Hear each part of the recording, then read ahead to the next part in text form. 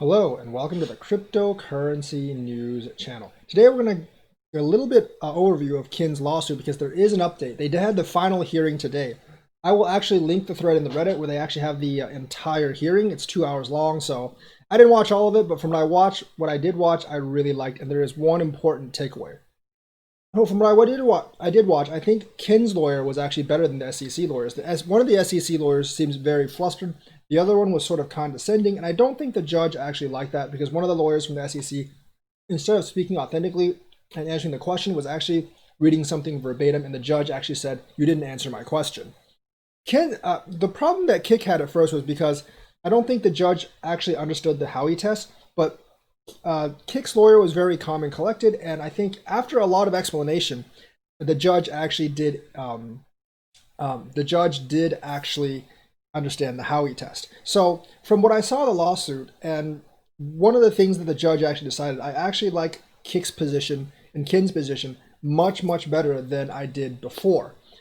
Now, the one thing that was really important is the judge threw out the notion to use the Telegram case as precedent, saying that they're entirely different cases.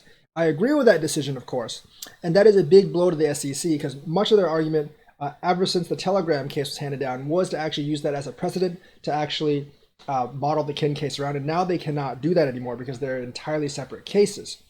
They also made some really good arguments about common enterprise with Kin and Kick, how it's a utility token and stuff like that.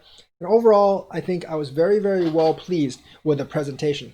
So, I think it's leaning a little bit more in Kin's favor now than it was before. This is not like, oh, we won, definitely we won. No, that's nothing like that. But we do look a little better than what we did before. I'm more confident in Kick's lawyers and the SEC's lawyers, and I don't think the SEC actually made a very coherent case. They do have some precedent on their side, but the judge just threw out the precedent. So I think Kin's arguments were actually better today. Now, like I said, I still think there's a heavy possibility it might be kind of split, like the judge might agree with the SEC on some stuff and Kin on some stuff, or there could be a settlement in the case. I don't think there's going to be a settlement. There's going to be like a summary judgment, I think. But I am more confident in Kin's position, and because of that, I'm actually very bullish about the crypto industry in general, because this could actually have vibrations way throughout the crypto industry, just not in Kin itself, if someone were to actually take down the SEC in a lawsuit. So that's the thing with Kin right now. I think they're in a much better position right now. I don't know what the judge is going to decide. I don't really know what's going to happen in the case, but they did actually manage to get the precedent argument thrown out from the SEC. And that actually shows me that the judge was not impressed with the SEC, their arguments, or their lawyers. And essentially, he or she was not actually favorable toward the SEC, or did not favor the SEC over Kin or Kick. In fact, it was, I think, the judge was slightly a little hostile towards the end toward the SEC because of the way the lawyers actually acted. So I'm actually very happy on it. I think it was a great performance, and I really hope that Kin wins the case, not only for my own investment, obviously that would be awesome, but I also think it's really good for the crypto industry in general, and because it knocks the SEC's power down a peg.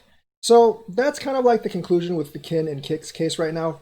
We're still waiting for the summary judgment, but the presentation, I think, went in favor of Kin, and I think it tilted the balance of power in the lawsuit more towards Kin than the SEC, because they didn't really have a great coherent argument, and the judge did not seem to agree with them based on, just what you saw, my portion of the case that I actually saw on that video.